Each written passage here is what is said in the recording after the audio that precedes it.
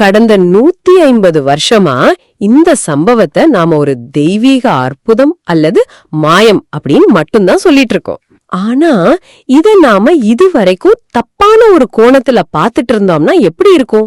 அதாவது அது வெறும் மாயம் இல்ல, அதுக்குள்ள ஒரு பெரிய அறிவியல் இருக்குன்னு சொல்றீங்க. அதேதான். அவர் விட்டுட்டு போன பாடல்கள் வெறும் பக்தி பாடல்கள் இல்ல.